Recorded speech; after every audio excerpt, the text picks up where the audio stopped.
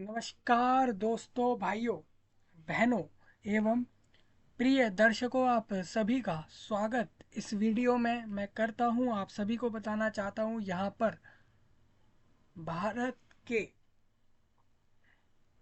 भारत के उड़ीसा राज्य से OSSC यानी कि उड़ीसा स्टाफ सिलेक्शन कमीशन, जो कि आपका एक ऐसा कमीशन है, जो कि आपका ऐसा विभाग बनाया गया है, ऐसा एक कमीशन बनाया गया है जो कि आपके उड़ीसा राज्य में गवर्नमेंट सर्विसेज से रिलेटेड जो स्टाफ होता है, चाहे वो अलग अलग पोस्टों पर हो सकता है, कोई से भी पोस्ट हो सकते हैं, उन पर रिक्रूटमेंट का काम OSSC करवाता है। हालांकि इसमें OSSC भी है और बाकी पब्लिक सर्विस कमीशन के लिए अलग इन्होंने जो है अपना कमीशन बनाया हुआ है। ये जो होता है, ये किन विभागों में काम करता है, उसके बारे में आपको सारी जानकारी यहाँ से मिलने वाली है। दूसरा, यहाँ पर आपको बता दूं, एक जॉब निकाली गई है यहाँ पर OSSC के कमीशन द्वारा, जो कि 124 लोगों को रिक्रूट करने वाला है आपका उड़ीसा गवर्नमेंट अलग अलग विभागों में। और मोस्टली यहाँ पर हमें जो पोस्टें दिख रही हैं, वो एक तो दिख रही है टाइपिंग वाली दिख रही है, टाइपिस्ट की। दूसरा, हमें यहाँ पर DEO यानी डेटा एंट्री ऑपरेटर का पोस्ट दिख रहा है। और भी जो भी आपके अलग अलग तरह के पोस्ट निकाले गए हैं नोटिफिकेशन में, सारे आपको बता दिए जाएंगे। टाइपिस्ट होता है जिसमें आपका टाइपिंग का काम होता है, जैसे आप स्टीनोग्राफर को जानते हैं, सेम उसी तरीके से होता है। सारी जानकारी हम लेंगे यहाँ पर। लोगों को समझ नहीं आ रहा होगा कुछ भी तो वो कमेंट में बता सकेंगे। यहाँ पर मैं आपको बताने वाला हूँ, ये जो जॉब निकाली गई है, ये उड़ीसा राज्य के ऑफिस में निकाली गई है, जो कि एक गवर्नमेंट जॉब है। और यहाँ पर बता रहे हैं कि आपकी एलिजिबिलिटी, क्वालिफिकेशन, सैलरी और क्या वैकेंसी है, कैटेगरी वाइज सिलेक्शन प्रोसेस में क्या होने वाला है, कौन सा एग्ज़ाम ले रहे हैं, क्या सिलेबस दे रहे हैं, एग्ज़ाम का पैटर्न क्या रखा है इस बार उड़ीसा गवर्नमेंट ने इस एग्ज़ाम का। दूसरा, यहाँ पर और क्या क्या फ़ायदे यहाँ पर मिलने वाले हैं आपको इस जॉब के साथ, सारी जानकारी आपको मिल जाएंगी इस वीडियो में। जो लोग भी इस पूरी जानकारी को ध्यान से देख लेते हैं, उन्हें अप्लाई करने में काफ़ी आसानी होगी और समझ आएगा। सबसे पहले मैं आपको बता दूं, ये भी बताऊंगा कि ये ऑल इंडिया है या नहीं। तो भारत के लोगों से मैं कहना चाहता हूँ कि आपको मैं इस वीडियो में सारी बातें बताने वाला हूँ कि क्या ये सिर्फ उड़ीसा राज्य के नागरिकों की जॉब है, या फिर हरियाणा, मेघालय, मणिपुर, केरला, कर्नाटका, असम, वेस्ट बंगाल, दिल्ली या फिर कोई सी भी ऐसी जगह इंडिया में वहाँ के लोगों के लिए जॉब है। मतलब कि जॉब उड़ीसा राज्य में है, लेकिन इसमें अप्लाई करने के लिए ऑल इंडिया लोग अप्लाई कर सकते हैं या सिर्फ उड़ीसा के लोग कर सकते हैं, ये हम नोटिफिकेशन को समझते हुए जान लेंगे। दूसरा, इसमें आपको ये भी बताया जाएगा कि इसमें अप्लाई करने का प्रोसेस क्या है। हालांकि फॉर्म नहीं भराया जाएगा, फॉर्म आपको अगर आप बताते हैं तो फॉर्म भी आपको अलग से वीडियो उसका बताया जाएगा। सारी जानकारी आप देख सकते हैं। अगर बात करें इसमें इस जानकारी से कोई भी जुड़ा हुआ जो लिंक रहेगा, कोई भी जानकारी आपको डिस्क्रिप्शन में मिल जाएगी। सपोज मानिए आपको जाकर चेक करना होगा नोटिफिकेशन या कोई भी चीज़, तो वहाँ से आप देख सकेंगे। डिस्क्रिप्शन वीडियो के सही नीचे वाली चीज़ होती है, वीडियो के सही नीचे जो भी आपको लिखा हुआ दिखता है, वो सारी जानकारी डिस्क्रिप्शन में आती है कि वीडियो में डिस्क्राइब कराया हुआ सारी चीज़ें कि क्या क्या आपको बताया जा रहा है। तो जॉब तो गवर्नमेंट रहेगी। सबसे पहले आप देखिए व्हाट्स न्यू के अंदर यहाँ पर जो अपडेट दे रहे हैं, उसमें यहाँ पर जो अपडेट लिखे गए हैं, इसमें एक तो आपका फॉर्म के डेट्स का अपडेट आया है, कल ही आया है। और बाकी नोटिफिकेशन आए हुए 3 से 4 दिन यहाँ पर हमें हो चुके हैं। चलिए हम आगे चलते हैं। ये आपका नोटिफिकेशन है, इसको डिस्कस करते हैं। सबसे पहले अप्लाई अभी एक्टिव जो है इसका लिंक, वो 18 तारीख को होगा। अगर हम बात करें तो 3 दिन बाद इसमें अप्लाई लिंक एक्टिव हो जाएगा। सपोज अब यहाँ पे देखिए कंबाइंड रिक्रूटमेंट एग्जामिनेशन है। मतलब क्या है इसका, ये एग्ज़ाम जो करा रहे हैं रिक्रूटमेंट के लिए कंबाइंड, यानी यहाँ पर ये स्टीनोग्राफर जूनियर में ले रहे हैं, JS junior stenographer, junior grade typist, फिर जूनियर टाइपिस्ट ले रहे हैं, जूनियर क्लर्क कम टाइपिस्ट ले रहे हैं, टाइपिस्ट कम कॉपिस्ट ले रहे हैं, और DEO को ले रहे हैं। तो यानी काफ़ी तरह के अलग अलग पोस्ट हमें यहाँ पे दिख रहे हैं, जिसके अंदर ये रिक्रूटमेंट कर रहे हैं। कह रहे हैं हम अलग अलग विभागों में लेंगे आपको, जो कि गवर्नमेंट ऑफ उड़ीसा के हैं। अगर बात करें OSSC कहाँ का है, तो OSSC आपके उड़ीसा राज्य, भारत राज्य उड़ीसा के भुवनेश्वर पर ये OSSC का ऑफिस है। और वहाँ पर अलग अलग जो भी इनके विभाग हैं सरकार में, तो उनके लिए आपकी एक जॉब दे रहे हैं और ये सारे पोस्ट आपको बता रहे हैं। आप यहाँ से भी देख लीजिए कि OSSC आपका मेन ये भुवनेश्वर में इनका मेन ऑफिस है, लेकिन विभाग जो है वो पूरे राज्य भर में फैले हुए हैं, जिसको लेकर ये जॉब दे रहे हैं। कह रहे हैं कि हम फॉर्म आपसे भरा लेंगे 17 दिसंबर तक आप फॉर्म भरें, फिर आप फॉर्म को जो है इसमें रजिस्ट्रेशन का समय इन्होंने ये दिया है, और फॉर्म का जो सबमिशन दिया है उन्होंने 3 दिन एक्स्ट्रा और दिए हैं, क्योंकि हम जानते हैं कि रजिस्ट्रेशन जो होता है वो एक फर्स्ट स्टेप होता है किसी भी चीज़ पर अप्लाई करने का, किसी भी फॉर्म को भरने का। उसके बाद हमारा जो है एप्लीकेशन प्रोसेस होता है, यानी कि रजिस्ट्रेशन से पहले कैंडिडेट रजिस्टर्ड होता है या होती है अपने इस वेबसाइट पे, कमीशन के वेबसाइट पे, उसके बाद ही वो लोग फॉर्म भरने की तरफ आगे बढ़ते हैं। तो आपको समझ आ रहा होगा, मतलब कि जो लोग 17/12 तक रजिस्ट्रेशन कर पाएंगे वही लोग 20/12 तक फॉर्म भर पाएंगे। इसमें डेट ऑफ एडिटिंग मतलब फॉर्म में कुछ करेक्शन रहेगा तो उसके लिए आपको 3 दिन, फॉर्म क्लोजिंग के बाद के 3 दिन रहेंगे, और फॉर्म ऑफलाइन में नहीं होगा, ऑनलाइन में फॉर्म भरा जाएगा, और कोई भी हार्ड कॉपी या फिजिकल कॉपी आपको यहाँ नहीं मिलेगी फॉर्म की। आप सिंपल ऑनलाइन जाएंगे, जो लिंक आपको मिल जाएगा आप उससे जाकर अप्लाई कर पाएंगे। अब देखिए इन्होंने साफ बोल दिया है कि जो भी एलिजिबल होगा वो अप्लाई कर देगा इसमें। ये बोल रहे हैं कि हमें जूनियर स्टीनोग्राफर जो चाहिए वो हमें board of revenue Orissa Cuttack, Orissa के अंदर कटक नाम की जगह है, और उस जगह पर बोर्ड ऑफ रेवेन्यू का डिपार्टमेंट है इनका, सरकार का। और वहाँ पर ये जूनियर स्टीनोग्राफर में 24 लोगों को ले लेंगे, जो कि ग्रुप सी का वैकेंसी है। 25,500 रुपये से लेके 81,100 रुपये तक आपको सैलरी दे रहे हैं। लेवल 7 में आएगा। अगर आप उड़ीसा गवर्नमेंट के एम्प्लॉय की सैलरी को रीड करते हैं तो वहाँ पर लिखा आ जाता है कि लेवल 7 में आपका ये सैलरी है ग्रुप सी वालों का। तो ये आपका रहेगा ग्रुप के हिसाब से, लेवल के हिसाब से सैलरियाँ डिसाइड होती हैं। स्पेशली सरकारी विभागों में तो ऐसे ही डिसाइड होती हैं। जूनियर स्टीनोग्राफर अगर आपको बोर्ड ऑफ रेवेन्यू में मिलता है तो ये सैलरी होगा। लेबर कमिश्नर उड़ीसा भुवनेश्वर में मिलता है तो वहाँ पर 10 लोगों को जॉब मिल जाएगी, जो कि ग्रुप सी में सेम सैलरी दे रहे हैं। मैं आपको बताना चाहता हूँ, ये वैकेंसियाँ आपको जो दिख रही हैं, ये वैकेंसी इन्होंने जो बताई हैं अभी, ये ऑलमोस्ट टेंटेटिव ही हैं, फाइनल कभी भी नहीं होती है नोटिफिकेशन में दी हुई वैकेंसियाँ, क्योंकि हो सकता है जब तक आपका रिक्रूटमेंट प्रोसेस पूरा पूरा होगा तब तक वहाँ पर विभाग में लोगों की ज़रूरत कम हो तो वो कम कर देंगे वैकेंसी को, ज़्यादा होगी तो और बढ़ा लेंगे। तो वैकेंसी से कुछ पैटर्न में फ़र्क नहीं आएगा, exam pattern selection procedure same रहता है। फ़र्क ये आ जाता है कि जहाँ कम लोगों को रोज़गार मिल रहा होता है तो उनको फिर वो ज़्यादा मिल जाता है, अगर ज़्यादा वैकेंसी हो जाती है। वैकेंसी का मतलब ये है कि हमें पहले 20 लोग चाहिए थे अपने विभाग में, अपने ऑफिस में, अब हम 40 लोगों को ले रहे हैं तो हमारी ज़रूरत पड़ गई है ऑफिस में। तो ये फ़र्क हो जाता है। जूनियर स्टीनोग्राफर में ही बरहमपुर उड़ीसा राज्य में जगह है, और वहाँ पर RDC नाम का विभाग है, RDC, और इसमें आपको ग्रुप सी में इस पोस्ट पर ले रहे हैं, सैलरी सेम है।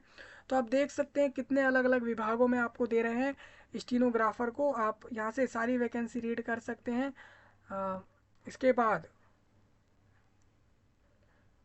जूनियर स्टीनोग्राफर में ये लोकायुक्ता उड़ीसा भुवनेश्वर में जगह है, और यहाँ पर आपको दिख रही होगी एक ही की ज़रूरत है यहाँ पर। इसका मतलब ये बिल्कुल भी नहीं है कि जितने लोगों की ज़रूरत है सिर्फ उतने ही फॉर्म भरें। फॉर्म का मतलब ही हो भाई, एग्ज़ाम ले रहे हैं इसीलिए ना आपका, आप जितने मर्जी भी आप फॉर्म भरिए, आप एग्ज़ाम दीजिए, आपका निकलता है तो आपको मिलेगी जॉब, नहीं तो जिनका निकलेगा उनको मिल जाएगी, जिनका भी एग्ज़ाम निकलेगा। काफ़ी बार ये भी डाउट होता है यार, इतनी कम वैकेंसी, हम फॉर्म भरेंगे जॉब मिलेगी नहीं मिलेगी, कुछ नहीं पता। तो मैं आपको बता दूं भाई, सबसे पहले तो गवर्नमेंट स्टेट गवर्नमेंट जॉब है। दूसरा, काफ़ी अच्छे खासे पोस्ट हैं, सैलरी सही है, मेन आपके गवर्नमेंट ऑफिस में जॉब रहेगी, फ़ायदे भी अलग से मिल जाएंगे सैलरी सैलरी के अलावा।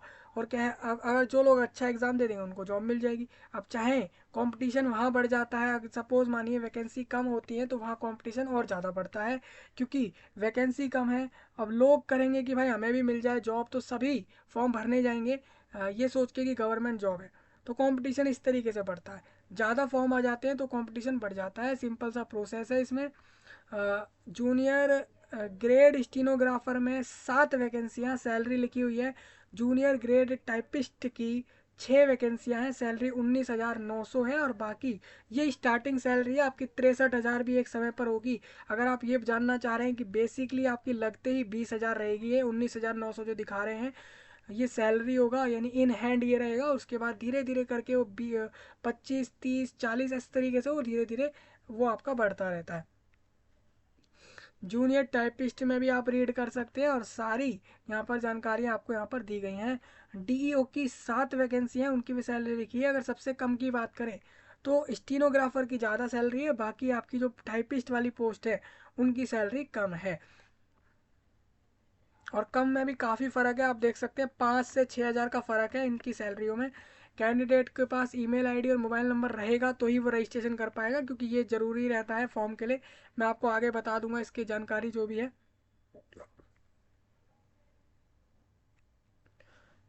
ये कुछ पॉइंट है, कोई रीड करना चाहे तो रीड कर सकते हैं इसको। यहाँ पर कमीशन ने बोला है वो अडॉप्ट करेगी नॉर्मलाइजेशन फॉर्मूले को।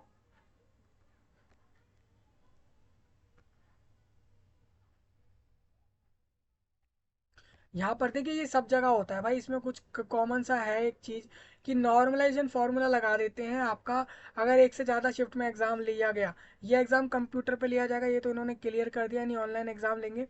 एक चीज़ और इन्होंने बोली, अगर एक से ज़्यादा शिफ्ट में हो गया, सपोज मानिए एक दिन में इन्होंने 2 शिफ्ट भी कर दी ना, तो इसका मतलब क्या हो गया कि आपका ये नॉर्मलाइजेशन लगा देंगे। नॉर्मलाइजेशन ये हो जाता है कि आपका शिफ्ट वाइज अलग रिजल्ट निकालते हैं, फिर ऑल ओवर रिजल्ट अलग निकालते हैं, और उन सबको एक नॉर्मलाइजेशन फार्मूला यूज़ करते हैं, अपने अपने हिसाब से यूज़ करते हैं। इन्होंने अपना नॉर्मलाइजेशन फार्मूला बना दिया था 2021 के 2 सितंबर को ही, अपना एक फार्मूला बना दिया जिसके तहत ये लोग अपने रिक्रूटमेंट कर लेते हैं अपने ऑफिस में। सारी जानकारी यहाँ पे इन्होंने दे दी है।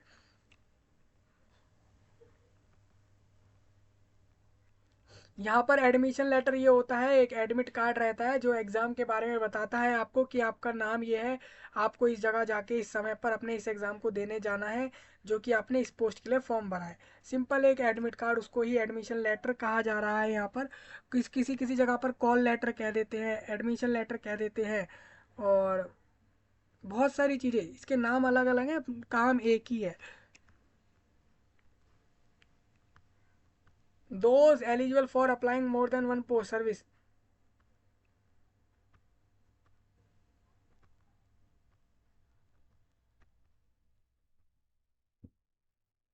हाँ, ये एक चीज़ काफ़ी इंपॉर्टेंट हो जाती है, इसको डिस्कस करना। हाँ, यहाँ पर ये बोल रहे हैं, अगर आप मान लीजिए स्टीनोग्राफर, जो भी आपको भी क्वालिफिकेशन दिखाऊंगा, सपोज मानिए आप सारे पोस्ट पर एलिजिबल हैं या एक से ज़्यादा पर हैं, तो आप अगर अप्लाई, तो जो भाई एलिजिबल होगा एक से ज़्यादा पे, वो ऑलमोस्ट सब लोग भरेंगे एक से ज़्यादा पोस्ट पे अगर एलिजिबल हैं। तो ऐसे में आपको मिलेगी तो एक ही जॉब, आपको प्रेफरेंस देना होगा कि आपको पहले स्टीनो की चाहिए, फिर टाइपिस्ट की चाहिए, फिर डीईओ की चाहिए। आप अपना प्रेफरेंस दे देना, उसको उस हिसाब से जॉब मिल जाएगी। बाकी आपका परफॉर्मेंस एग्ज़ाम में जो रहेगा वो भी उस पर डिपेंड करेगा। एक बार आपको पोस्ट मिल गई तो वो आपको लेनी ही होगी, या तो आप उसको लीजिए या छोड़ दीजिए, आप चेंज नहीं कर सकते।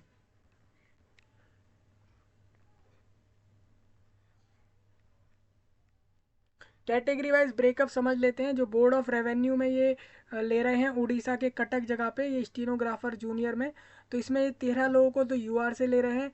अनुसूचित जनजाति से 7 को ले रहे हैं, जिसमें महिलाएं 2 होंगी। अनुसूचित जाति से 3 को लेंगे, जिसमें एक महिला रहेगी। SEBC से 1 को लेंगे, जिसमें वुमेन बिल्कुल नहीं होगी, यानी वो मैन रहेगा, यानी कि वो पुरुष रहेगा जो ये वैकेंसी को लेगा, एक मेल कैंडिडेट होगा। 24 वैकेंसी इन्होंने बोल दी जूनियर स्टीनोग्राफर में।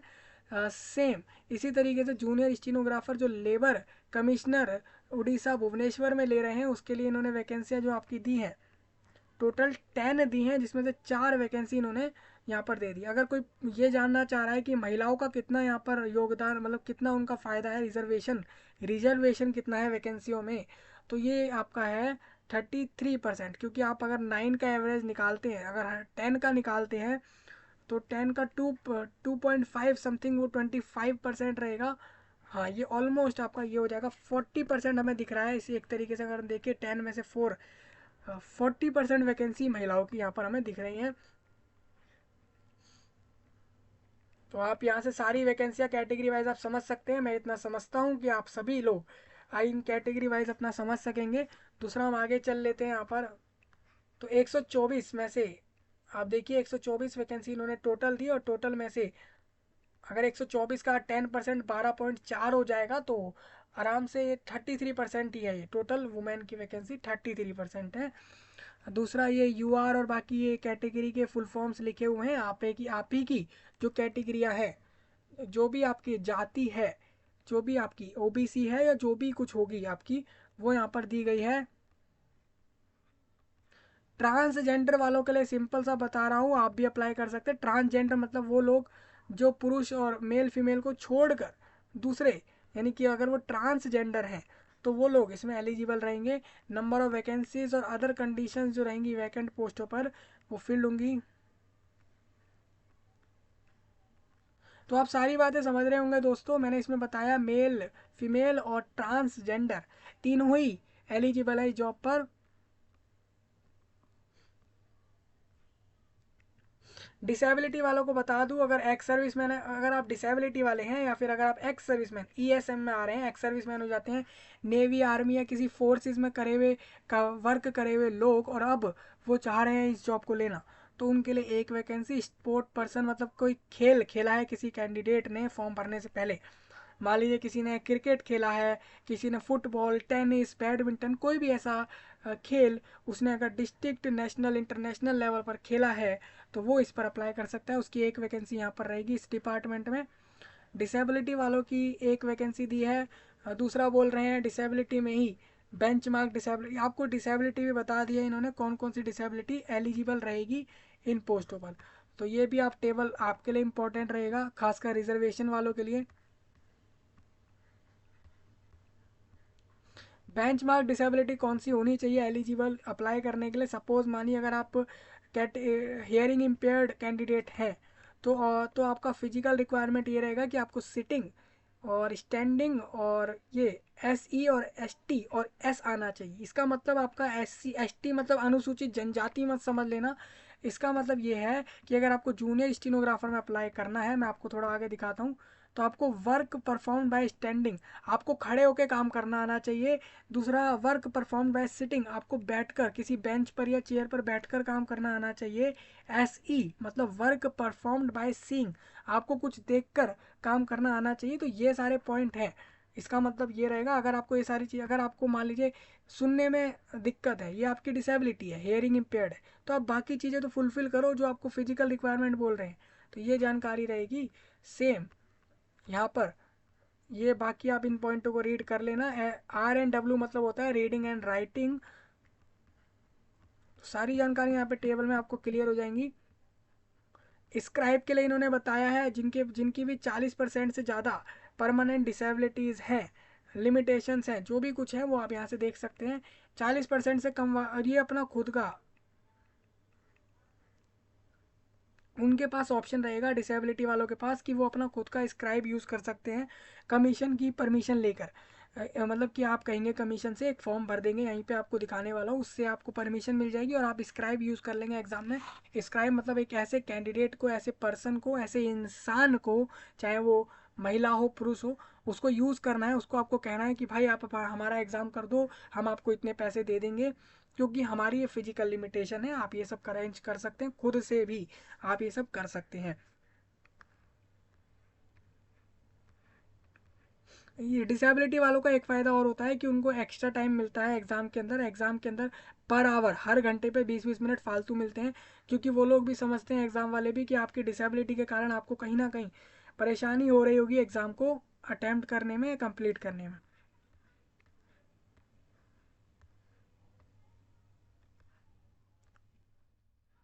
तो ये कुछ पॉइंट हैं यहाँ पर, अगर आप चाहें रीड कर लेना। अब देखिए मैं आपको बता दूं, कैंडिडेट का भारतीय नागरिक होना जरूरी रहेगा, सिटीजन ऑफ इंडिया, और ऑफ गुड कैरेक्टर, और of sound health, good physique and free from organic defect और बॉडीली इन्फर्मिटी। अब देखिए आप सिंपल ये बोल रहे हैं, if married must not have more than one spouse living, आप एक से ज़्यादा जीवन साथी के साथ ना रहते हो, अगर आप मैरिड हो आप अप्लाई कर सकते हैं। यानी कि ये जॉब ना सिर्फ अनमैरिड के लिए, सभी के लिए रहेगी, मैरिड अनमैरिड दोनों के लिए। आपको पढ़ना, लिखना और बोलना आना चाहिए उड़िया लैंग्वेज को, क्योंकि उड़ीसा राज्य में जॉब है। अगर आप उड़िया लैंग्वेज जानते होंगे तभी आप एक अच्छे तरीके से वर्क कर पाएंगे। यानी कि पूरे इंडिया से, पूरे देश से लोग इस फॉर्म को भर सकते हैं। ये इन्होंने सारी जानकारियाँ दी हैं, आप यहाँ से रीड करना।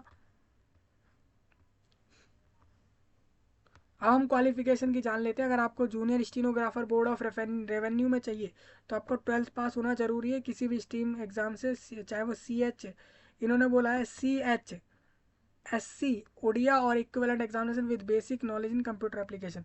आपको कंप्यूटर के कुछ बेसिक नॉलेज होने चाहिए, कंप्यूटर चलाने के, कंप्यूटर के कुछ एप्लीकेशंस के। दूसरा, आपका 12वीं पास होना जरूरी रहेगा किसी भी स्ट्रीम से और किसी भी बोर्ड से। तो आप इसमें अप्लाई कर सकते हैं। 21 से 38 एज रहेगी इसमें अप्लाई करने की। 1 जनवरी 2023 को जो लोग भी 38 कंप्लीट कर गए थे, उससे ऊपर हो गए थे उससे पहले ही, तो फॉर्म न मत भरें। अगर आप किसी रिजर्वेशन कैटेगरी में रहेंगे तो आपको अलग से अपर एज में फ़ायदा रहेगा। बाकी आप देख लेना इस वाले पोस्ट पे, यहाँ पर एलिजिबिलिटी इन्होंने बता रखी है, हर पोस्ट पे इन्होंने बताई है। यानी कि 12th पास के लिए ये सारे स्टीनोग्राफर वाले हैं।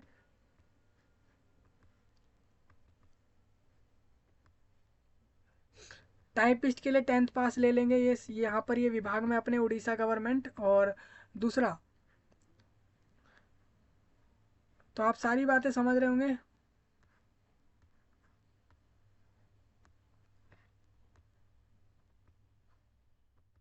DEO पोस्ट के लिए ग्रेजुएट होना जरूरी रहेगा किसी भी फील्ड में, और कंप्यूटर एप्लीकेशन की नॉलेज होनी जरूरी रहेगी, और टाइपिंग अच्छी खासी आनी चाहिए। स्पीड में आप देखिए, स्पीड में आप टाइपिंग कर सकते हैं। ग्रेजुएट हैं किसी भी डिग्री में, BE हो, BTech हो, BSc हो, BBA हो, BCom हो, या फिर कोई सा भी बैचलर डिग्री हो सकता है। अगर मास्टर है तो और अच्छी बात है। अगर आप बैचलर में कर रखे हैं तो आप अप्लाई कर दीजिए। आप अगर ग्रेजुएट है और आपको कंप्यूटर ठीक ठाक चलाना आता है और आप टाइपिंग अच्छी कर सकते हैं तो आप DEO के पोस्ट पे यहाँ पर अप्लाई कर सकते हैं। इनकी वैकेंसी सिर्फ 7 है। तो यानी कि 10th 12th और ग्रेजुएट सबके लिए जॉब रहेगी। देखिए, इन्होंने बोल दिया है यहाँ पर SC ST को 5 साल एक्स्ट्रा बढ़ा दिए। सारे वुमेन्स के लिए 5 साल इन्होंने एक्स्ट्रा बढ़ा दिए। दूसरा, 10 साल इन्होंने डिसेबिलिटी वालों के अपर एज में बढ़ा दिए अप्लाई करने के लिए। तो ये सारे आप अपने कैटेगरी वाइज रिजर्वेशन समझ सकते हैं। रिलैक्सेशन जो होते हैं आपके एज में, वो आप यहाँ से समझ लेंगे। Plan and pattern of exam की बात करते हैं।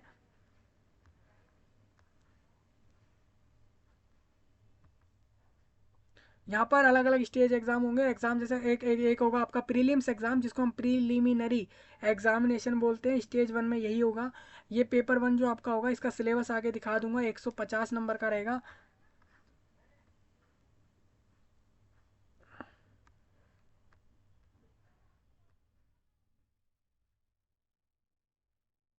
देखिए, इन्होंने एक चीज़ और क्लियर करी है। इन्होंने बोला 150 क्वेश्चन, 150 नंबर का आपका ये एग्ज़ाम रहेगा प्रीलिम्स का पहले स्टेज में, जो कि आपके रहेगा किन किन पोस्टों पर, जूनियर स्टीनोग्राफर और जूनियर ग्रेड टाइपिस्ट जैसे पोस्ट आपको यहाँ पर दिख रहे होंगे इस टेबल में। ये जितने यहाँ पर आपको ये सारे पोस्ट दिख रहे हैं, इन सारे पोस्टों के लिए सेम 150 नंबर का एक एग्ज़ाम होगा प्रीलिम्स का। और यहाँ पर 25 गुना लोगों को सिलेक्ट कर लिया जाएगा मेंस के लिए। भले ही कितने लोग अच्छा एग्ज़ाम देकर आ रहे हो, कितने लोग 150 में से 140 नंबर भर के ला रहे हो, तब भी ये लोग सिर्फ 25 गुना ही लेंगे। 25 गुना यानी क्या हो जाता है, मैं आपको सपोज एग्जांपल देता हूँ। यहाँ पर ऐसे कि 124 वैकेंसी इन्होंने निकाली है, तो इसका 10 टाइम्स हो गया ये 1240, यानी कि ये हो गया 2400 2500 के करीब।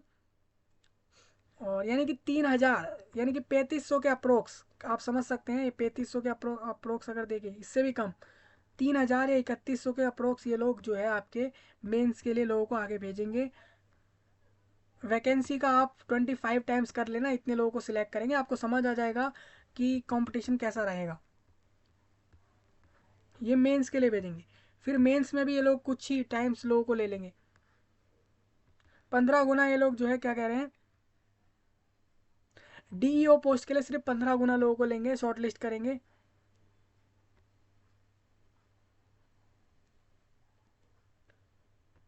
अच्छा, प्रीलिम्स इनका जो DEO का एग्ज़ाम होगा, सबका एग्ज़ाम जो होने वाला है 150 नंबर का, तो DEO में 15 गुना लोगों को सिलेक्ट करके प्रीलिम्स के बाद आगे भेज देंगे नेक्स्ट स्टेज में। मेंस के लिए बोल रहे हैं भाई ये कि 100 नंबर का पेपर लेंगे, 15 गुना लोगों को यहाँ से सिलेक्ट करके वैकेंसी के 15 टाइम्स लोगों को सिलेक्ट कर लिया इन इन ये जो सारी पोस्टें दी गई हैं, और इसके बाद आपको आगे भेज देंगे।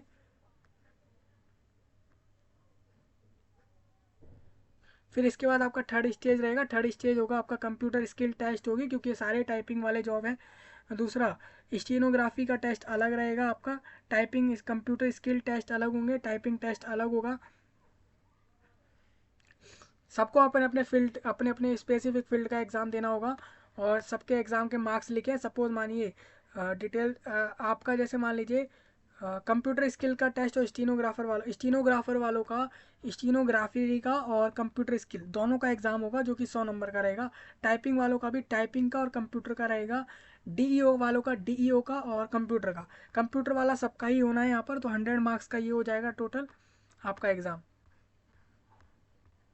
फिर फोर्थ स्टेज में आपके सर्टिफिकेट वेरिफिकेशन होता है। आपके सारे डॉक्यूमेंट्स चेक कर लिए जाएंगे, और उसके बाद ही आपको जाके फिर फाइनली एक आपको कह दिया जाएगा कि आपको जॉब मिल रही है। ये कह रहे हैं कि यहाँ पर नेगेटिव मार्किंग है रॉन्ग आंसर के लिए, और ये एमसीक्यू क्वेश्चन होंगे सारे एग्जाम के अंदर।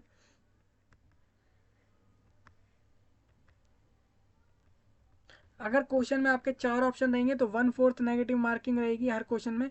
अगर 3 ऑप्शन रहते हैं तो 1/3 रहेगी। सपोज मानिए एक क्वेश्चन आपको दिया, उसमें आपको 4 ऑप्शन दे दिए। सपोज मानिए आपसे पूछा कि इंडिया का कैपिटल क्या है, आपसे बोला कि दिल्ली, और फिर आपने ऑप्शन दे दिए दिल्ली, महाराष्ट्र और गोवा, गुजरात। आपने मान लीजिए गुजरात कर दिया, तो ऐसे में आपका नेगेटिव मार्क जो होगा वो 0.25 कटेगा। अगर क्वेश्चन 1 मार्क का है तो 0.25 मार्क्स उसमें से काटा जाएगा। अगर क्वेश्चन 3 मार्क्स का है, 4 मार्क्स का है, 4 मार्क्स का है तो 1 मार्क काट लिया जाएगा। तो इस तरीके से 1/4 मार्क्स काटेंगे। अगर आपके 4 ऑप्शन क्वेश्चन में दे रहे हैं, 3 दे रहे हैं, तो उसका 3 ऑप्शन देंगे तो 1/3 मार्क्स काटेंगे। ये इनका मार्किंग स्कीम बता रहे हैं यहाँ पर।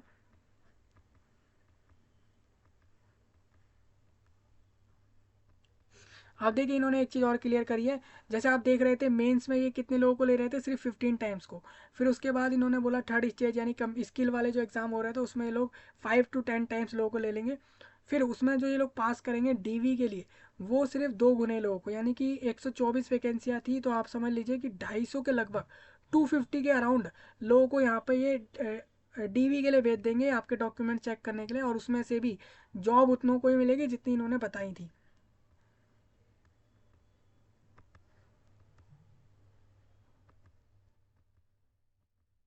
अब ये बता रहे हैं कि हम सर्टिफिकेट वेरिफिकेशन के लिए आपके जो भी आपके एग्ज़ाम लिए गए, प्रीलिम्स को ये लोग नहीं गिन रहे हैं। आप देखिए प्रीलिम्स सिर्फ पास करने के लिए एग्ज़ाम होगा। मेंस का एग्ज़ाम और स्किल्स के एग्ज़ाम जो होंगे वही डिसाइड करेंगे आपके आगे जॉब मिलने के प्रोसेस को। प्रीलिम्स एग्ज़ाम तो सिंपल, आप ये समझ लीजिए पास करना है आपको।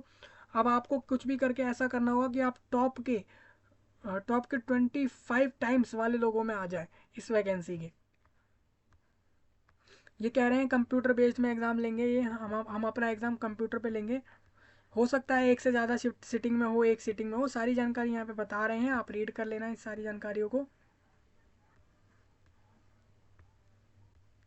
आप कह रहे हैं प्लेस कहाँ एग्ज़ाम होगा।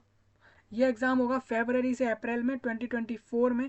एग्जैक्ट डेट और टाइम जो रहेगी, बिल्कुल एग्जैक्ट क्या दिन, किस दिन पे किस समय और किस जगह पर एग्ज़ाम होगा, वो आगे आपको आने वाले समय में पता लगने वाला है। ये प्रीलिम्स का डेट आ गया। सपोज मानिए अगर ये फरवरी में चालू कर रहे हैं 2024 में, तो ये 2024 के मिड में जाके आपको ये जॉब आपके हाथ में होगी।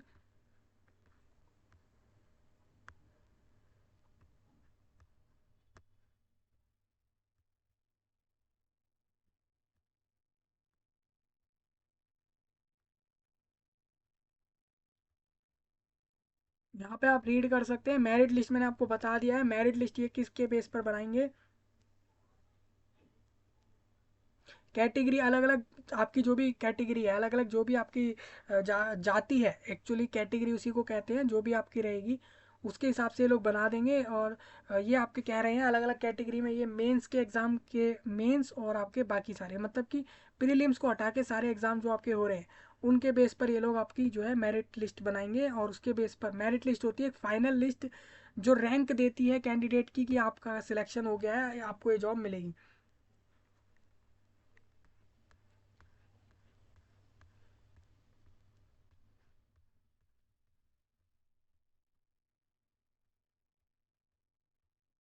ये एनेक्सर कुछ इंपॉर्टेंट जानकारियाँ देते हैं, सब लोग एनेक्सर को जरूर रीड करना है। यहाँ पर आपकी जो भी जानकारी यहाँ पर एनेक्सर के अंदर डाली गई हैं। अप्लाई करने का प्रोसेस यहाँ पर बताया गया है। सबसे पहले आप रजिस्ट्रेशन करना, उसके लिए ईमेल आईडी मोबाइल नंबर की मदद से अपना रजिस्ट्रेशन कर लेना, अपना नाम और अपना मोबाइल नंबर, ईमेल आईडी, अपनी जेंडर और अपने फादर मदर का नाम, और ये कुछ कॉमन से डिटेल्स डालकर आपका रजिस्ट्रेशन हो जाएगा। वो सबमिट करके लॉगिन करके आप फॉर्म भर सकेंगे। आप अपने एक से ज़्यादा पोस्ट पे भी अप्लाई कर सकेंगे और एंड में फ़ीस पेमेंट करके आप यहाँ पर सबमिट कर सकेंगे। जो इन्होंने यहाँ पे बोला है फ़ीस है या नहीं है वो मैं आपको बता देता हूँ।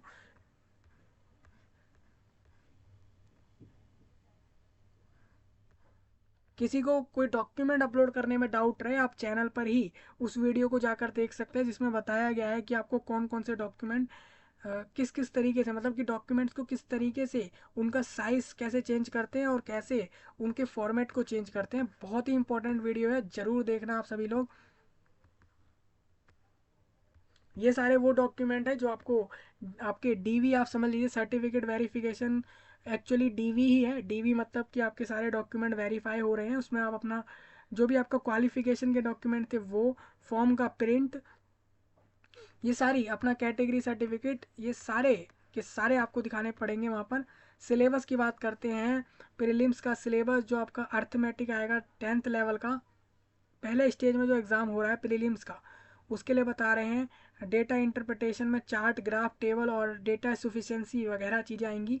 लॉजिकल रीजनिंग दे रहे हैं, करंट इवेंट्स ऑफ नेशनल और इंटरनेशनल इंपॉर्टेंस, कंप्यूटर अवेयरनेस जैसी चीज़ें यहाँ पर डाल रहे हैं। स्टेज सेकंड में बोल रहे हैं हम मेंस के में एक तो उड़िया लैंग्वेज का भी आपका एग्ज़ाम लेंगे, इंग्लिश का भी लैंग्वेज पेपर, अच्छा पेपर की लैंग्वेज, उड़िया लैंग्वेज कॉम्प्रहेंशन 10वीं लेवल का आने वाला है। यानी कि उड़िया लैंग्वेज को प्रिपेयर जरूर करना। जिसको उड़िया नहीं आती, सपोज मानिए जो लोग उड़ीसा राज्य में तो नहीं रहते हैं, कहीं और रहते हैं देश भर में, वो लोग उड़िया को पहले सीखें उसके बाद इसमें अप्लाई करें।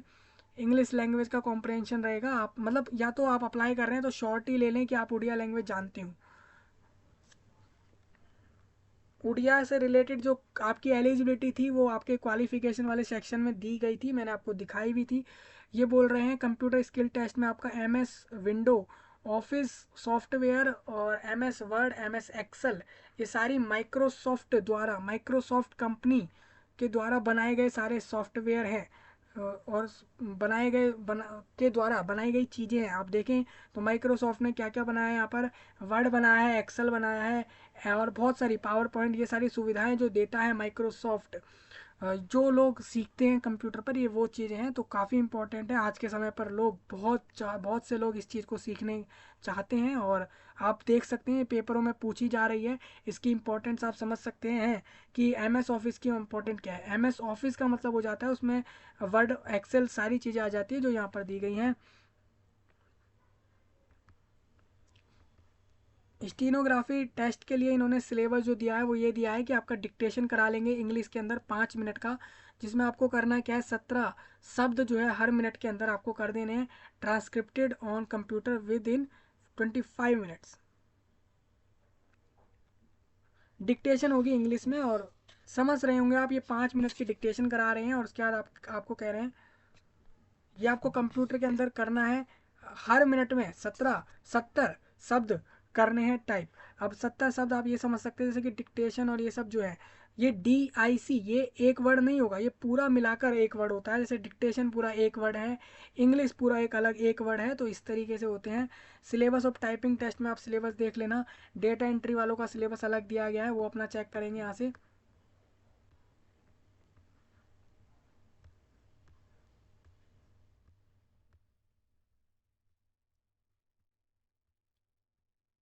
यहाँ कुछ पॉइंट है, आप अगर चाहें तो इनको रीड कर सकते हैं सभी लोग। देखिए इन्होंने क्या बताया, इन्होंने बोला कि मेंस का एग्ज़ाम 100 नंबर का था, उसको स्प्लिट करके बताया इन्होंने। वही सब जो ऊपर आपको दिखाया गया था वही जानकारियाँ दोबारा से डाली हैं इन्होंने। ये गैजेट मतलब ये उड़ीसा के गैजेट में भी इसके बारे में आपकी चर्चा हो रखी है, इसी जॉब के बारे में सारी जानकारियाँ।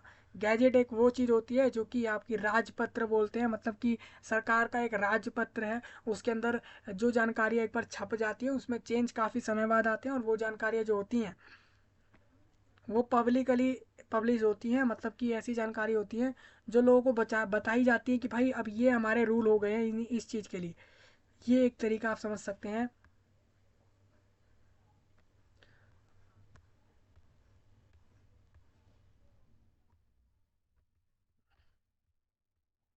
कैटेगरी वालों के लिए इन्होंने जानकारी दी है। अभी देखिए यहाँ से अलग से इन्होंने बोला है कि हम ये जो नोटिफिकेशन में जानकारियाँ दे रहे हैं ना, वो हमारा गैजेट है उड़ीसा का, उसके हिसाब से ही हम दे रहे हैं। हम खुद से कुछ भी नहीं बता रहे हैं यहाँ पर, ये पहले से ही नियम बने हुए हैं।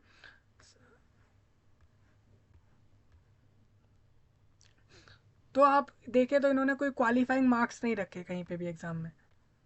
इन्होंने सिंपल बोल दिया, परसेंटेज बता दिया कि हम इतने गुना लोगों को ले रहे हैं।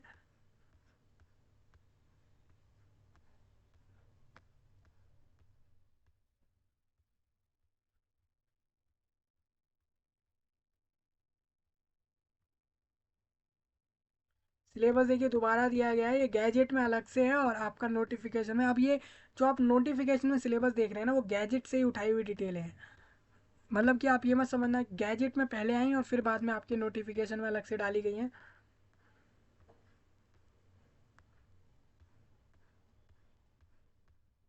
अब इन्होंने यहाँ पर ये पूरा एंड कर दिया है और ये आप देख सकते हैं। आप अब जो लोग अपना एग्ज़ाम किसी और कैंडिडेट से करवाना चाह रहे हैं, क्योंकि वो खुद नहीं कर सकते हैं फिजिकली लिमिटेशन के कारण, मतलब कि वो खुद से नहीं कर सकते, उनके पास ऐसी कोई डिसेबिलिटी है या जो भी लिमिटेशन होंगी, वो इसको भर देना और सबमिट कर देना अपने फॉर्म में, तो आप एग्ज़ाम किसी और से भी करवा सकते हैं। जो डिसेबिलिटी में आ रहे होंगे कैंडिडेट, वो ये वाला फॉर्म ज़रूर भरना। हाँ, अब ये देखिए, ये एक रहेगा स्क्राइब, जो राइटर होगा, जो आपका एग्ज़ाम करने वाला है, उसको भी एक डिक्लेरेशन देना है कि वो आपका एग्ज़ाम लिखने वाला है या करने वाला है।